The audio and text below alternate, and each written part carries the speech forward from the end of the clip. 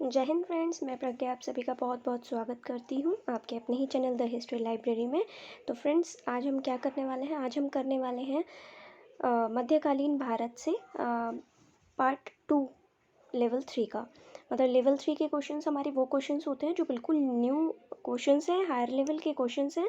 जितने भी हमारे हायर लेवल एग्ज़ाम्स हैं, आईएएस, पीसीएस और हमारे असिस्टेंट प्रोफेसर के लेक्चरर के एग्ज़ाम्स हैं, या हमारे पीजीटी में जो कुछ क्वेश्चंस आते हैं बहुत डीपली जो पूछे जाते हैं, तो ये वो क्वेश्चन है। और इसके अलावा मैं इसका पहला पार्ट अपलोड कर चुकी हूँ मध्यकालीन भारत से, तो आप वो भी एक बार चेक कर लीजिएगा ये देखने से पहले। इसीलिए यहाँ पे जो क्वेश्चंस स्टार्ट हुए हैं वो 26 से स्टार्ट हुए हैं। ओके फ्रेंड्स, तो दूसरा, मैं आप सभी को सबसे पहले तो थैंक यू बोलना चाहूँगी आप सभी के मोटिवेशन के लिए। आप सभी लोगों ने जो इसका पहला पार्ट था और इससे पहले जो हमने मॉडर्न हिस्ट्री के पार्ट्स अपलोड किए हैं, आपने बहुत अप्रिशिएट किया है उन क्वेश्चंस को। तो तहे दिल से आप सभी का बहुत बहुत शुक्रिया। चलिए तो शुरू करते हैं अपनी इस जर्नी के सेकंड पार्ट को। तो 26 क्वेश्चन है हमारा, इस्लाम के इतिहास का स्वर्णिम युग कहलाता है। तो कौन से वंश का जो टाइम पीरियड रहा वो इस्लाम के इतिहास का स्वर्णिम युग कहलाता है। और जैसे कि मैंने आपको पहले भी वीडियोस में कहा है कि वीडियो को पॉज कर लिया कीजिए क्वेश्चन के बाद, ताकि आप एक बार खुद सोच सकें कि इसका आंसर क्या है। ओके फ्रेंड्स, तो चलिए मैं आपको बताती हूँ। इसका सही आंसर है अब्बासी वंश। ओके, तो जो अब्बासी वंश है, इस्लाम के इतिहास की बात हो रही है, यहाँ भारतीय मतलब इंडिया की बात नहीं हो रही है, बेसिकली इस्लाम के इतिहास की बात हो रही है। तो उसमें अब्बासी वंश को का जो युग था, जो टाइम पीरियड था, उसको स्वर्णिम युग कहा जाता है। नेक्स्ट क्वेश्चन पर चलते हैं। नेक्स्ट क्वेश्चन है हमारा, तुर्कों के भारत आगमन को नगरीय क्रांति की संज्ञा किसने दी? तो नगरीय क्रांति किसने कहा? तो वो कहा मोहम्मद हबीब ने। ठीक है, नेक्स्ट क्वेश्चन पर चलते हैं। क्वेश्चन नंबर 28, बख्तियार खिलजी की हत्या किसके द्वारा की गई थी? तो बख्तियार खिलजी के बारे में हमने काफ़ी सारी बातें पढ़ी भी हैं, कैसे उसने वो विश्वविद्यालय को जलाया था, सारी पुस्तकों को आग के हवाले कर दिया था, जितने भी वहाँ पे रिटन जो भी चीज़ें थी। तो ये किसने किया था? तो यहाँ 4 ऑप्शंस हैं, आंसर करने की कोशिश किया कीजिए, ठीक है, वीडियो को पॉज करके। इसका सही आंसर है अली मर्दान ने बख्तियार खिलजी की हत्या की थी। अब देखिए, ये चारों ही लोग एक दूसरे से जुड़े हुए हैं, मैं आपको थोड़ा सा इनको डिटेल में भी बता देती हूँ। अली मर्दान ने बख्तियार खिलजी की हत्या की थी, और मोहम्मद शेरा ने क्या किया था? मोहम्मद शेरा ने उसके बाद में अली मर्दान को अरेस्ट कर लिया था और इसको कैद करके रखा था। फिर अली मर्दान क्या हुआ? अली मर्दान भाग के कहाँ आ गया? कुतुबुद्दीन ऐबक के पास भाग के आ गया, उससे हेल्प मांगने के लिए। तो हेल्प किसने दी? ये कौन था? ये उस टाइम वहाँ के जैसे गवर्नर बोले जाते हैं, तो कुतुबुद्दीन ऐबक के समय में ये गवर्नर था। इसने इसको आगे इसकी हेल्प करने के लिए बोला। तब वापस से कुतुबुद्दीन ऐबक ने उस जगह पर अली मर्दान को ही वापस से सत्ता दे दी थी वहाँ की। ठीक है, तो ये थोड़ा सा एक स्टोरी थी, मैंने इस वजह से नाम आपको थोड़े लिए हैं ताकि मैं आपको इसके बारे में डिटेल भी बता सकूँ। ठीक है, नेक्स्ट क्वेश्चन पर चलते हैं। नेक्स्ट क्वेश्चन है हमारा 29th क्वेश्चन है हमारा, इल्तुतमिश के समय किसने बंगाल पर स्वतंत्र सत्ता स्थापित करी? ठीक है, तो यहाँ बात हो रही है बंगाल की, तो इल्तुतमिश के समय में किसने की थी? और टाइम पीरियड भी याद रखिएगा, इल्तुतमिश की बात हो रही है। ठीक है, तो यहाँ पर जो सत्ता की थी, स्वतंत्र सत्ता स्थापित की थी, वो की थी हिसामुद्दीन एवज ने। नेक्स्ट पर चलते हैं। फवाजिल कहलाता था, तो फवाजिल क्या था? एकता से प्राप्त आमदनी थी, एकता से प्राप्त आमदनी में इक़्तिदार का हिस्सा था, एकता की आमदनी में राज्य का भाग था, या इक़्तिदार द्वारा अवैध आमदनी थी। तो देखिए, सबसे पहली बात तो एकता से ही संबंधित है, लेकिन यहाँ पे आपको मैंने ये कंफ्यूज करने के लिए ऐसे ऑप्शंस दिए हैं, क्योंकि नॉर्मली हमें इतना पता होता है कि फवाजिल थोड़ा एकता से रिलेटेड है, बट उसमें भी अंदर क्या रिलेटेड है। तो इसका जो सही ऑप्शन है, तो ये है एकता की आमदनी। एक मिनट, सही ऑप्शन है हमारा एकता की आमदनी में राज्य का भाग। देखिए, फवाजिल वो होता था, जैसे एकता से कोई उन्होंने जितना भी टैक्स इकट्ठा किया, उसमें से मान लीजिए ये इतना टैक्स उन्होंने इकट्ठा किया, इस टैक्स का इतना पार्ट सारे खर्चे वगैरह निकाल के, सब कुछ निकाल के, ये इक़्तिदार का हो गया। ये जो रिमेनिंग पार्ट रहा, ये किसका हो गया? ये राज्य का हो गया, केंद्र का हो गया। ठीक है, तो ये जो केंद्र का भाग था, इसी को ही फवाजिल कहते थे। ठीक है, तो इक्ता की आमदनी में जो राज्य का भाग होता था उसको हम फवाजिल कहते थे। नेक्स्ट क्वेश्चन पर चलते हैं। नेक्स्ट क्वेश्चन है हमारा, हबीबुल्लाह ने किसके काल को सुदृढ़ीकरण का युग कहा है? देखिए बहुत इंपॉर्टेंट क्वेश्चन है। और फ्रेंड्स, अगर आपको क्वेश्चंस अच्छे लग रहे हो तो अपना फीडबैक देना बिल्कुल मत भूलिएगा। पिछली वीडियो पे आप लोगों के बहुत अच्छे कमेंट्स आए हैं, आप लोगों ने बहुत अप्रिशिएट किया है, तो बिल्कुल ऐसे ही अपना प्यार बनाए रखिएगा और वीडियो को शेयर करना प्लीज़ बिल्कुल मत भूलिएगा। ये बिल्कुल नया चैनल है तो हमें भी आपके सपोर्ट की ज़रूरत है ग्रो होने के लिए।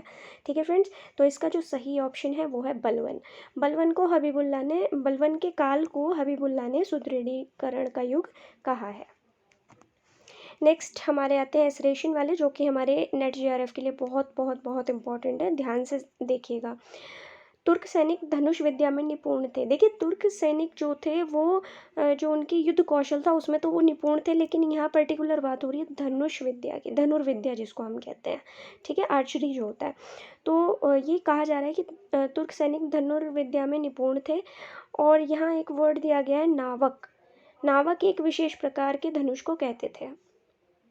तो इसमें से क्या सही है क्या गलत है, चलिए मैं फटाफट से आपको आंसर बता देती हूँ। तो पहला इसका सही है कि वो धनुष विद्या में बहुत निपुण होते थे, और दूसरा भी बिल्कुल करेक्ट है कि नावक एक विशेष प्रकार के धनुष को कहते हैं। अब देखिए दोनों बातें तो ठीक हैं लेकिन एक्सप्लेन नहीं कर रहा है, ठीक है, आर ए को एक्सप्लेन नहीं कर रहा है।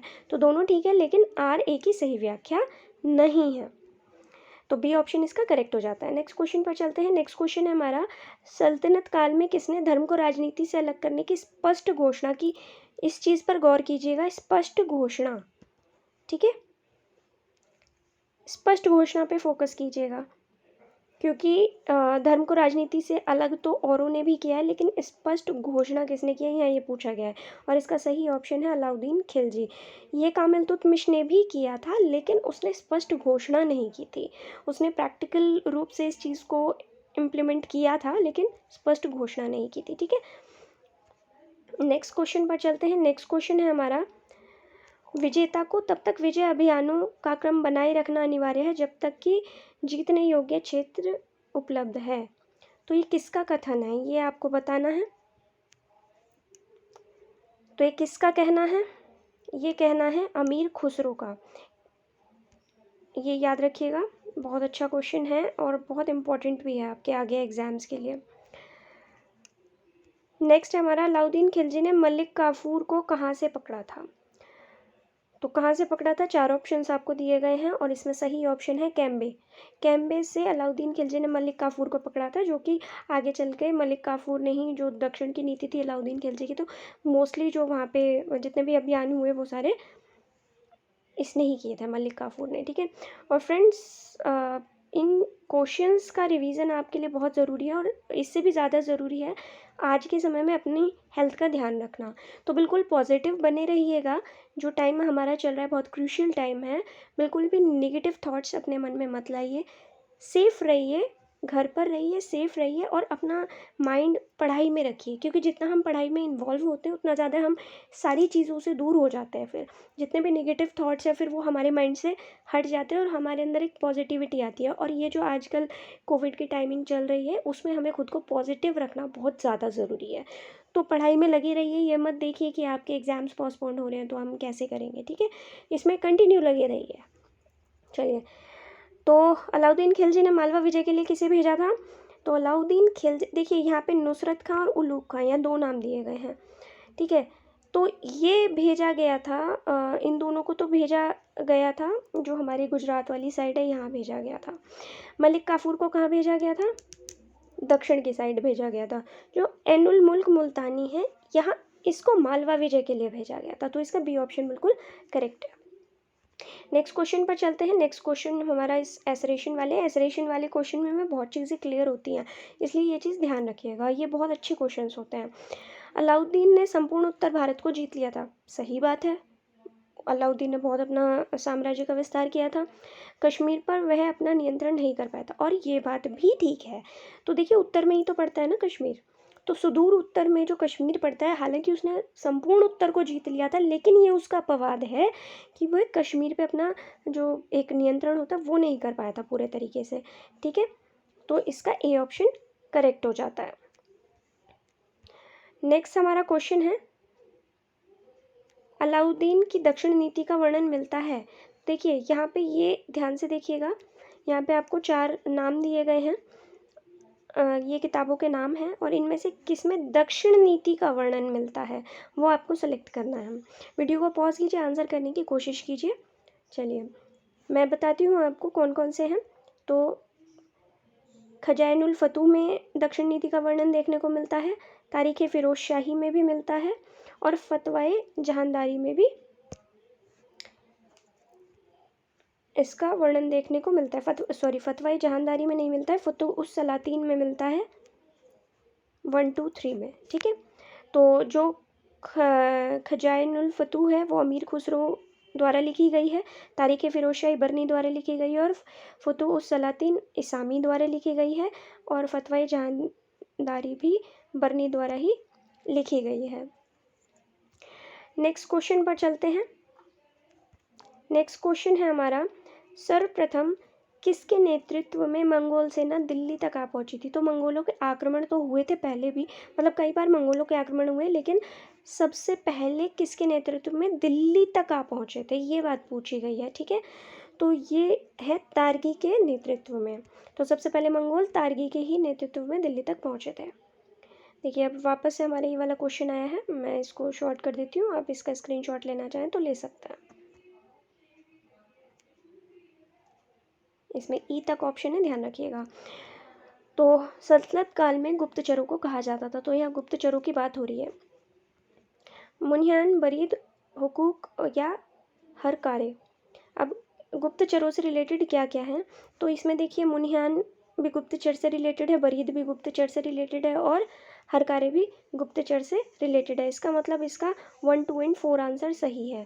अब मैं आपको थोड़ा सा ये, अगर आप कंफ्यूज हो रहे हो, बरीद तो आपने सुना ही होगा, डेफिनेटली सुना होगा, आपने बरीद पढ़ा होगा।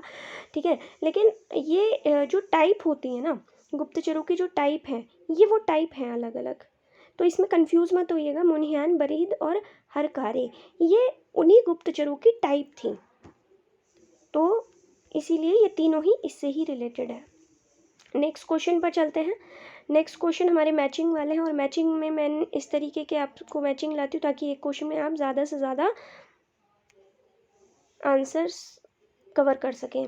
देखिए यहाँ आपको ऑप्शन दिए गए हैं, एक तो अलाउद्दीन खिलजी के समकालीन शासक पूछे गए हैं।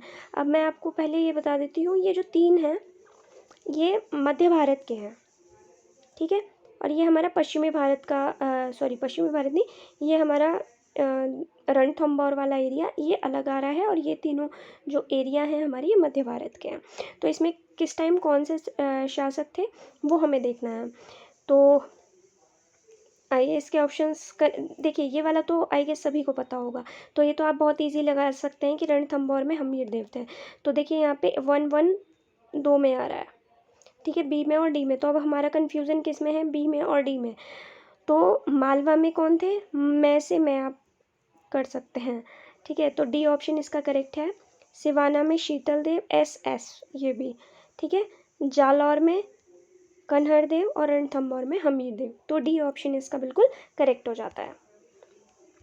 नेक्स्ट क्वेश्चन पर चलते हैं।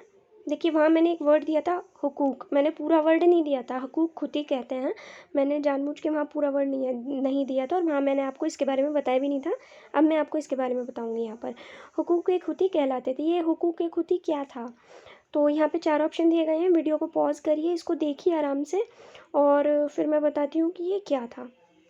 ठीक है, तो हकूक एक खुदी था खराज के अतिरिक्त अपने लिए भी कर लेने वाले भूमिपति, मतलब जो खराज वसूलते थे, जो भूमिपति लगान वसूल करते थे किसानों से, उसके अलावा वो अपने लिए अलग से भी टैक्स लेते थे, वो कहते थे, वो कहलाते थे हुकूक खुदी। ठीक है, नेक्स्ट पर चलते हैं।